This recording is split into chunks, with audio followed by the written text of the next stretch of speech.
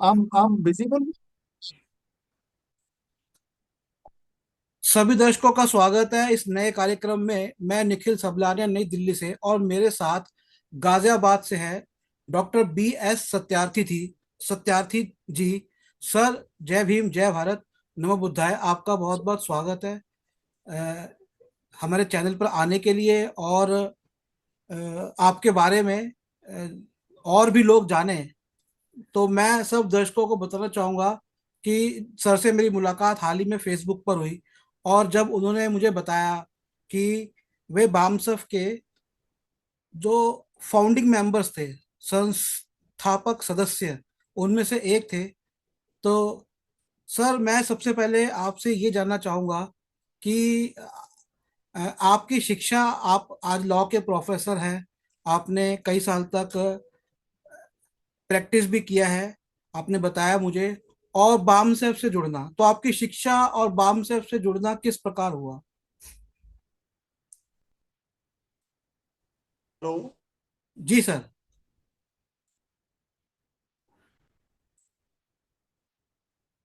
आपको आवाज आ रही है मेरी? हाँ जी सर। कुछ वो आ गया था, स्नैग आ गया था। कोई बात नहीं। तो मैंने आपका इंट्रोडक्शन दिया है और दर्शकों को बताया आपके बारे में। तो जी। मैंने प्रश्न किया था कि आपने अपनी जो एजुकेशन ली, और फिर कैसे आपका बामसेफ से जुड़ना हुआ। से mister Sablania, thank you very much for creating an atmosphere for my interview on your channel. Hindi में बोलेंगे या इंग्लिश में बोलेंगे, अभी बताइए। नहीं सर, ये तो हम हिंदी में करते हैं, इंग्लिश में तो फिर हम अच्छा, बाद ओके बाद ओके में कर ओके लेंगे ओके ओके। किसी और ओके, प्रोग्राम में। राइट। जी। तो श्रीमान जी, मैं डॉक्टर B S सत्यार्थी, इस समय मैं लॉ का प्रोफेसर के साथ साथ global college of law Ghaziabad में डायरेक्टर हूँ इस कॉलेज का। है, और यहाँ पे मैं 2018 से डायरेक्टर हूँ। आज करीब 7 साल के बाद 8वां साल चल रहा है। आपने मेरी एजुकेशन के बारे में पूछी। मैंने सन 1977 में BSc किया था अलीगढ़ से, मैथमेटिक्स से। उसके बाद जो आपने कहा बांसेप में हम कैसे आए, मैं सर्विस करता था बैंक में। तो बैंक में जो एम्प्लॉयज थे वो बांसेप उस समय जब बनी थी, तो सभी लोगों की आशा थी कि बांसेप के माध्यम से हम कुछ सोशल कार्य करें। माननीय कांसीराम साहब का जो आइडिया था बांसेप का, सन 1965 के बाद जब उन्होंने सर्विस छोड़ी, और 1971 में ये आइडिया डेवलप हुआ था। और ये 1971 का बांसेप का आइडिया डेवलप होके सन 1978 में इसको वो मिला, एक पूरा फॉर्मल पोजीशन मिली। और जब फॉर्मल पोजीशन मिली तो नागपुर में इसका अधिवेशन था, और वो अधिवेशन मैंने अटेंड किया था मानवर साहब के साथ। और मैं आपको एक बात और बताना चाहता हूँ, उस समय बांसेप की मेंबरशिप 1 रुपया होती थी। और चूंकि मैं छठा मेंबर था इंडिया का, तो मानवर साहब ने मुझसे ये कहा था कि आप 6 सिक्के दो। तो मैंने 1-1 रुपए के 6 सिक्के दिए थे, और उन्होंने अपने हाथ से मेरी पर्ची काटी थी, 1 रुपए। वो मेरा अपना वो था, और मानवर साहब से मेरा काफी क्लोज था। साथ ही साथ कभी कभी मैं बहुत ही ऐसी बातें कह देता था कि जो और दूसरे साथी नहीं कह पाते थे। उसका कारण कि मैं यंगेस्ट था उस ग्रुप में। अब यंगेस्ट था, देखिए, मैं सन पैदाइश मेरी है 58 की, और 78 में केवल मैं 20 साल का हुआ था उस समय। तो मानव साहब के उसमें आया, फिर उसके बाद काम करते रहे, और बड़ा जुझारूपन से मैंने नहीं, सभी लोगों ने काम किया। DS4 हमारे सामने बनी। DS4 में मानव साहब से मैंने रिक्वेस्ट किया था, मैंने ये दलित वर्ड गलत है। और मानव साहब ने इसको माना था, और हमने ये कहा था मैंने आप इसको। तो उन्होंने थोड़े से समय के बाद ही DS4 को पूर्ण रूप से राजनीतिक पार्टी BSP में कन्वर्ट किया था। और जो मावलंकर हॉल में मीटिंग हुई थी BSP की, उसमें मैं था। करीब 36 37 लोग थे, मैं उसमें था। इस तरह से BSP में हमको वर्क करते रहे। एंड करते रहे, जैसे आमतौर पे हमारे यहाँ BSP is not a political party, it was a mission. तो हम मिशन के रूप में वर्क करते रहे, और जो भी किया अच्छा किया। लेकिन आपने देखा हो पिछले कुछ दिनों से, बल्कि हमें कहना चाहिए 2007 के बाद पब्लिक कनेक्ट कट गया। जो बाबा साहब मोहन साहब के 18 अभियान चल रहे थे वो खत्म हो गए। अब जब ध्यान रखिएगा, जब पब्लिक कनेक्ट खत्म हो जाता है तो पब्लिक धीरे धीरे इधर उधर हो जाती है। इसको कहते हैं एट्रिशन। जो एट्रिशन चालू हो गया, एट्रिशन का मतलब है लोग इधर उधर होने लगे। जब लोगों ने देखा कोई सुनने वाला नहीं, करने वाला नहीं, तो ये हुआ। अब मैं बुराई में नहीं जाना चाहता, बिकॉज मायावती जी ने बहुत काम किया है, और शायद इतना किसी और दूसरे आदमी के लिए काम करना मुश्किल होगा। लेकिन कोई भी चीज परमानेंट नहीं होती है। जैसे आपने देखा हो, रिपब्लिकन पार्टी थी, उससे पहले SC ST फेडरेशन था, उससे पहले इंडिपेंडेंट लेबर पार्टी थी। तो समय के अनुसार, आवश्यकता के अनुसार और जरूरत के अनुसार ये सारी चीजें क्रिएट होती हैं। इस तरह RPI क्रिएट हुई, और RPI में मानवर साहब ने वर्क भी किया। और RPI में हमारे BP मौर्य साहब, जो यहाँ के हीरो थे, यूपी के, नॉर्दर्न इंडिया के, उन्होंने काम किया। और उसके बाद आवश्यकता हुई तो बसपा बनी। और बसपा को भी ये नहीं कि हम बहुत भावुक होके ले, जब समाज को उसकी कोई वो नहीं होती तो धीरे धीरे चाहे कोई भी आएगा। देखिए, आपने देखा बहुत से लोग आए। अब इंडिया का कॉन्स्टिट्यूशन मल्टी पार्टी सिस्टम की बात करता है, तो यहाँ पे पार्टी बनाना गलत नहीं है, लेकिन काम करना आवश्यक है। तो हम लोग भी रिपब्लिकन समाज पार्टी, जो पुराने बांसेब के लोग हैं, उन्होंने बनाई है, और हम रिपब्लिकन समाज पार्टी में वर्क कर रहे हैं। ये है इस तरह का छोटा सा मेरा ये इंट्रोडक्शन है। और इसी पीरियड में मैं आपको बताता हूँ कि 2018 में मैं रिटायर हुआ। उसके बाद मैंने ये लॉ कॉलेज ज्वाइन किया। ये बाबा साहब की विचारधारा पे लॉ कॉलेज है, और ये लॉ कॉलेज पिछले 15 साल से चल रहा है। मैंने LLM किया था, PhD लॉ में किया था, तो मुझे यहाँ मौका मिला लॉ पढ़ाने का, मैं पढ़ा रहा हूँ। और मैं आपको बताऊँ, आपने मुझे बताया तो मुझे बड़ी खुशी हुई कि आप साइकोलॉजी से BA ऑनर्स किया है। और मैंने MA political science, MA history, MA law, law बोले तो LLM, and MA psychology IGNOU से किया है। एंड से मेरा अभी MA फाइनल चल रहा है साइकोलॉजी से। अभी मेरा पेपर था 26 तारीख को, दैट इज साइकोपैथोलॉजी का पेपर था। साइकोपैथोलॉजी पेपर था। अभी मेरे 3 पेपर और बचे हुए हैं, तो मैं 7-8 तारीख को खत्म हो जाएगा, मेरा MA हो जाएगा। और मैं आपके साथ साइकोलॉजी के पोर्टल पे जुड़ जाऊँ। तो इस जी तरह से है, इस तरह काम कर रहे हैं। और मुझे आशा है कि आप सभी लोग करते रहेंगे। आप यंग हैं, मुझे विश्वास है जी। आप लोगों को ये मिशन आगे लेके। आपने एक पार्टी के बारे में बताया था कि एक पार्टी भी शायद आपने बनाई है, उसके बारे में कुछ बताएंगे? मैं बताना चाहता हूँ, एक्चुअली ये कोई भी पार्टी बनना या कोई काम होना, बुद्धा का एक सिद्धांत है, प्रतीत स्वत्पात, डिपेंडेंट ओरिजिनेशन। कोई भी काम होता है तो वो कारण से होता है, सर्कमस्टांस से होता है, टाइम से होता है। और इस समय आवश्यकता थी, क्योंकि हमारा समाज भोला है, और ये बहुत ही इनोसेंट है, भावुक है, लेकिन इसे कुछ मिल नहीं रहा। देखिए, राजनीति की जाती है इलेक्शन जीतने के लिए, पार्लियामेंट में जाके अपनी बात करने। लेकिन मुझे दुख है कि हमारी जितनी भी राजनीतिक पार्टी हैं, वो इस समय पार्लियामेंट में उनकी प्रेजेंस जीरो है, जो मिशन की बात करता है, लखनऊ में जीरो है। तो ऐसे हालातों में जो बांसेब के पुराने लोग थे, वो बहुत ही चिंतनशील लोग हैं, उनमें से एक मैं भी हूँ। हम सब लोगों ने सोच के एक पार्टी को बनाया, that is Republican Samaj party. Republican Samaj party 14 अक्टूबर 2024 को बनी।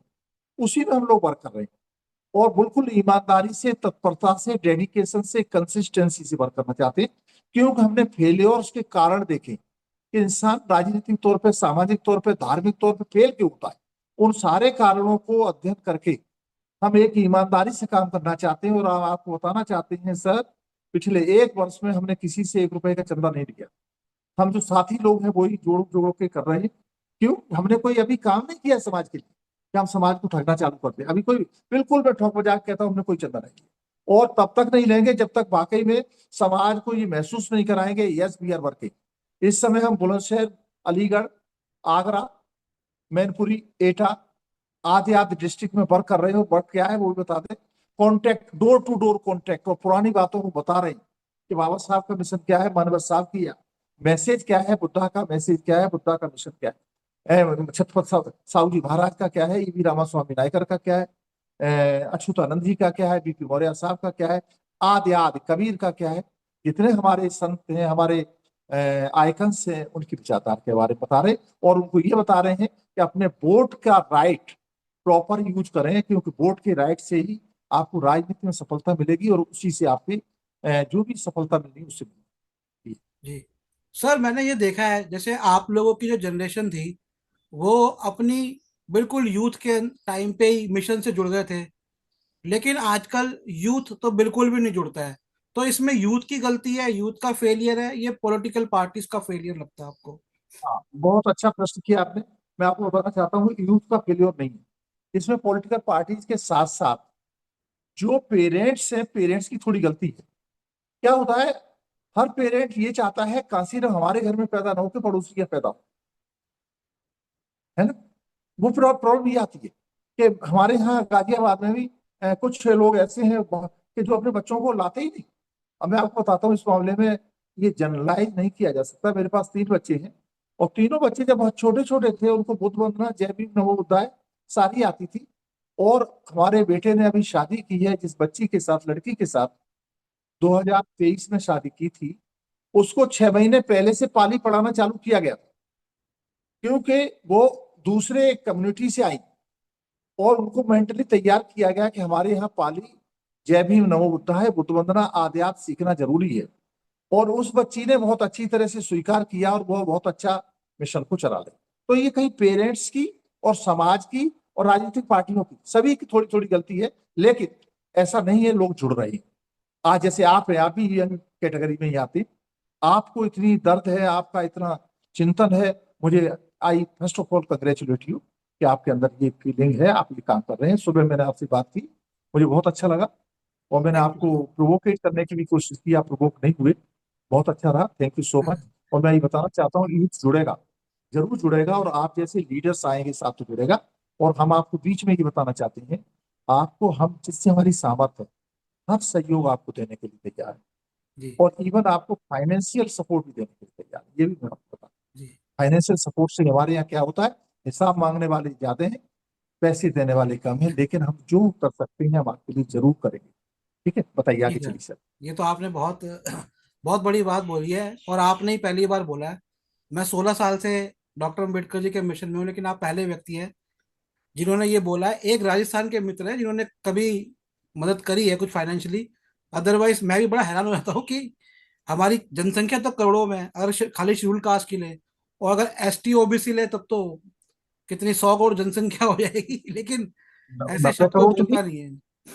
90 करोड़, 90% तो ही सर, है ना। नहीं, लेकिन एक सौ सभी को चौ त्याग एक करना चाहिए, सही एक सौ सहयोग पैंतालीस देना चाहिए। करोड़ों में से 145 करोड़ बिल्कुल। से 100 करोड़ होंगे। 90% हमारी पॉपुलेशन है, जी। स्वीकार कर लेना चाहिए। अच्छा सर, वैसे तो आपकी राजनीतिक पार्टी है, लेकिन ऐसा नहीं है, आप दूसरी राजनीतिक पार्टी के बारे में भी कुछ तो एक अपनी राय रख सकते हैं।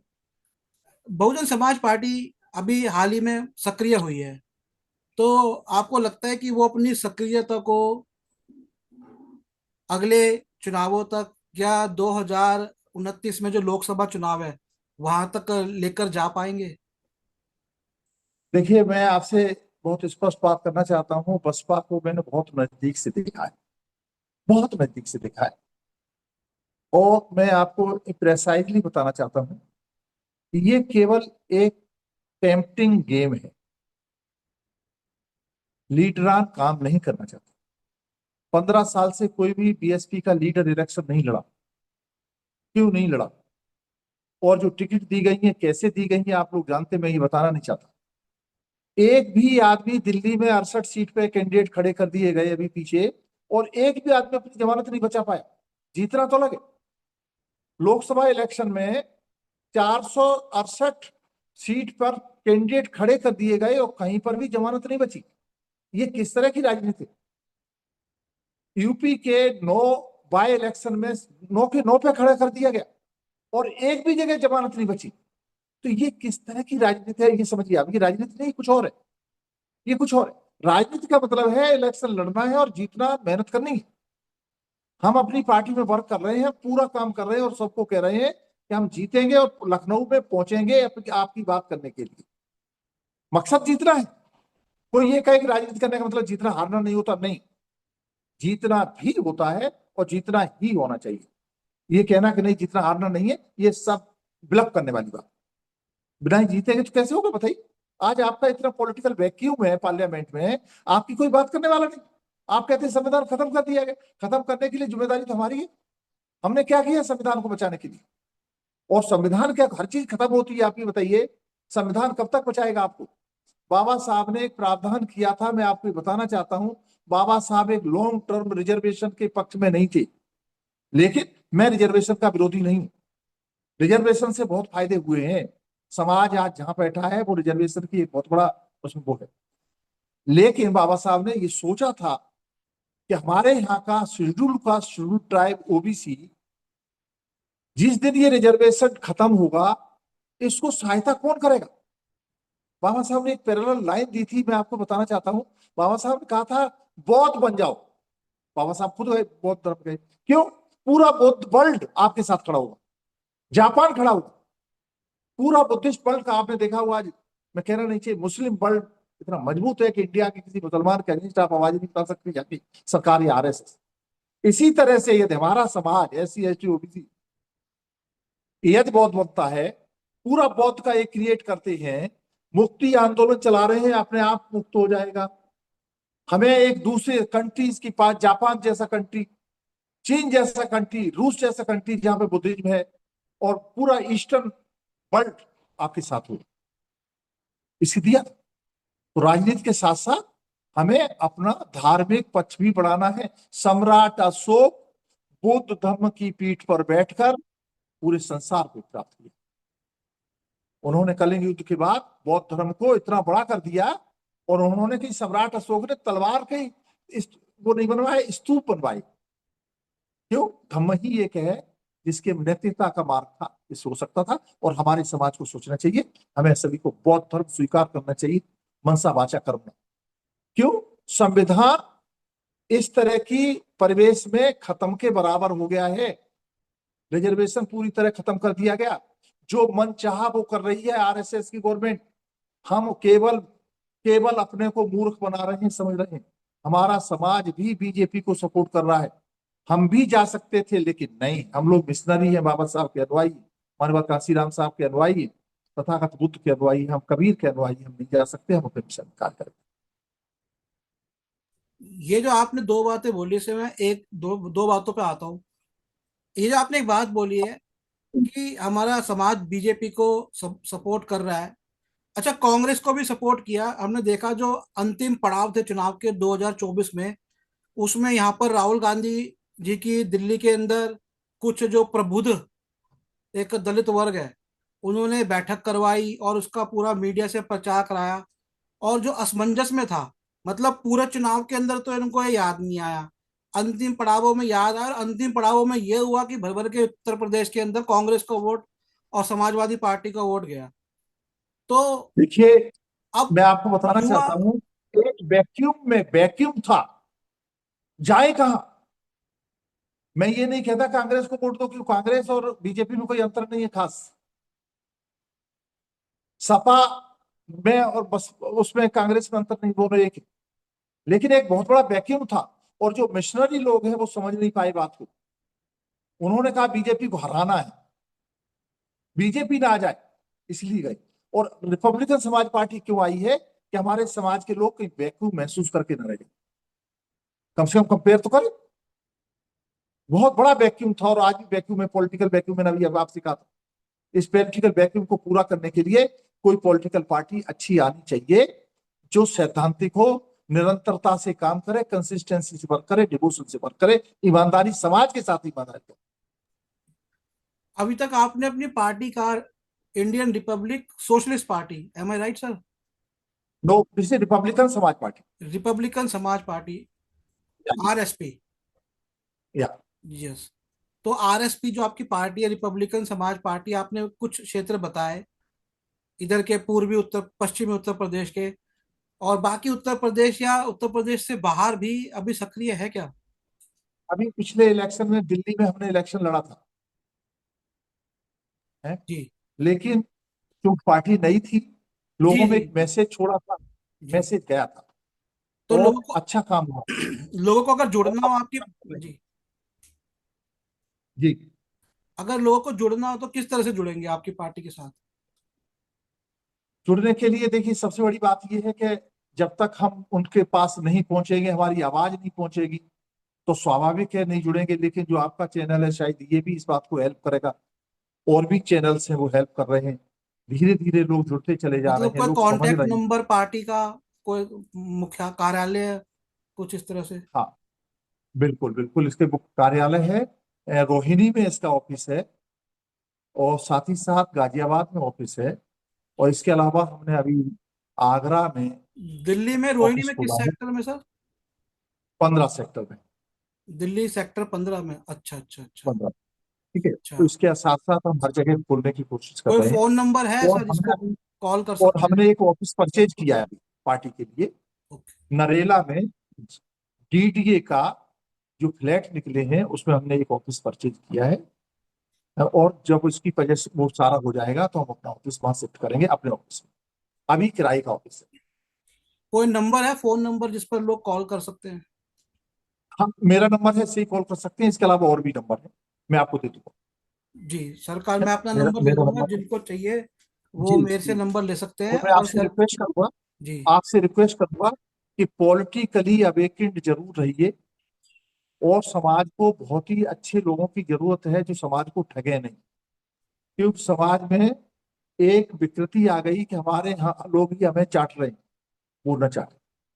और हमने अपने सारे यूथ को, ये अभी आपने यूथ की चिंता व्यक्त की थी, हम जहां भी जाते हैं यूथ को जरूर कहते हैं कि लॉ को हाथ में न लें, जबरदस्ती एफआईआर वगैरह अपने नाम से न कराएं, जबरदस्ती लड़ाई ना बोल लें।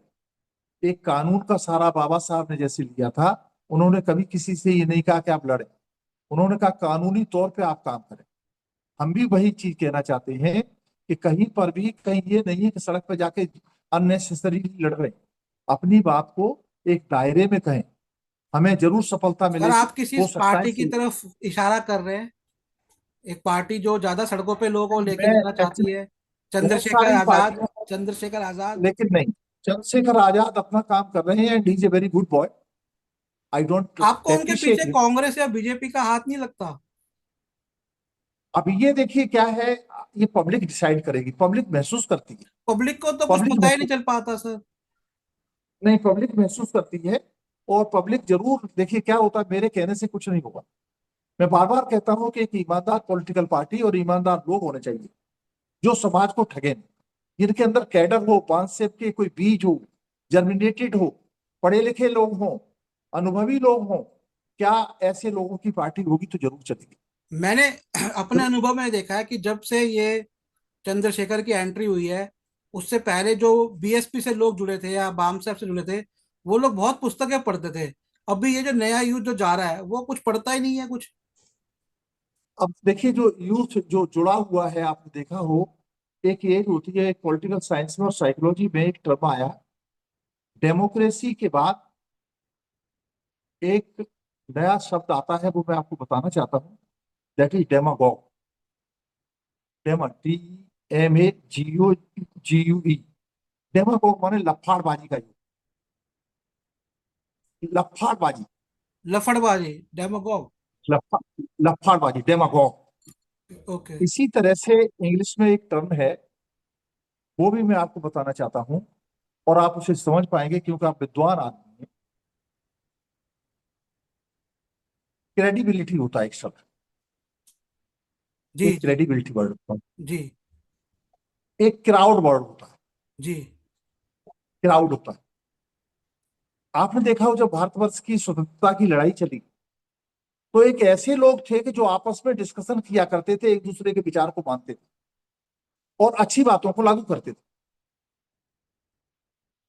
वो एक चला सन 70-75 तक, आपने देखा हो, डिस्कशन करती थी पॉलिटिकल पार्टी, सब कुछ करती। जी जी जी उसके बाद बिल्कुल वो बिल्कुल। क्राउड में कन्वर्ट हो गए, क्राउड। क्राउड में कोई किसी की नहीं सुनता, केवल ये लफा चलते रहते, बात करते। उसके बाद आपने देखा हो, लिंचिंग बढ़ रहा है, सही है। Crowd converted to lynching. बिल्कुल सही, बिल्कुल सही। चाहे जिसको दबोच लो, मार लो। हमें इन चीजों से बचना है। और ये तभी बच सकते हैं, जैसे आपने कहा, किताबें पढ़े, ऑथेंटिक बुक्स को, लिटरेचर को पढ़े, ऑथेंटिक बुक्स को पढ़े। बिल्कुल ये सर, नहीं कि सही। कोई भी किताब पढ़े। अच्छा, आजकल एक और ये जो बात आ रही है कि संविधान से सेक्युलर शब्द हटा देना चाहिए, सोशलिस्ट वर्ड हटा देना चाहिए, इस पर आपकी क्या राय देखिए, है? बताता हूं, प्रिएम्बल जो संविधान का है, इसमें secular socialist word Shrimati Indira Gandhi ji ने जोड़ा था, शायद आपको पता होगा। और नहीं, आर्टिकल मैंने तो 38 और मैंने 39। पढ़ रहा हूँ इसका, मैंने बाबा साहब जी का राउंड टेबल कॉन्फ्रेंस में भी पढ़ा है डिटेल के हाँ, अंदर। ये पहले जो प्रियम्बल था उसमें ये वर्ड नहीं थी, लेकिन उसमें कॉन्स्टिट्यूशन की बॉडी में अंदर इसके प्रावधान थे, जैसे आर्टिकल 38, 39 सोशलिज्म को बात करते हैं। इसी तरह सेकुलरिज्म के लिए आर्टिकल 25 से लेके आगे के जितने भी आर्टिकल हैं वो सोशल सेकुलरिज्म की बात करते हैं। तो संविधान में ज्यादा अच्छी तरह दिखाई देने लगे, तो मायावती जी ने, सॉरी, हमारे श्रीमती इंदिरा गांधी जी ने इसको छुड़वाया था। लेकिन संविधान का जो प्रियम्बुल है that is part of basic structure. आपने देखा हो बेसिक स्ट्रक्चर को नहीं बदला जा सकता। अब बेसिक स्ट्रक्चर क्या होता है? जो मकान की बुनियाद होती है, आपने देखा हो बुनियाद में से दो ईंटें निकाल दी जाए तो बुनियाद कमजोर हो जाएगी, ध्यान रखना। तो ये उसी तरह का वर्क करेगा। और ये अब एक आप कहोगे इसमें लॉ दो। के टर्म में ये एक मैक्सिमा है ना, कि बेसिक स्ट्रक्चर को कभी चेंज नहीं कर सकते, लॉ में पढ़ाया जाता है। मैं सब लोगों को बताना चाहूंगा, जी, सर तो प्रोफेसर बेसिक है, मैंने भी स्ट्रक्चर लॉ को पढ़ा है। संभाल के रखना है। बेसिक स्ट्रक्चर बेसिक को आप स्ट्रक्चर। बदल नहीं सकते बिल्कुल भी। और बेसिक स्ट्रक्चर के बाद एक और चीज आती है, गरज नॉर्म। एग्जैक्टली, एग्जैक्टली, गरज नॉर्म हमारा वो है जो एग्जैक्टली। हमारी संविधान सभा में बातचीत हुई है।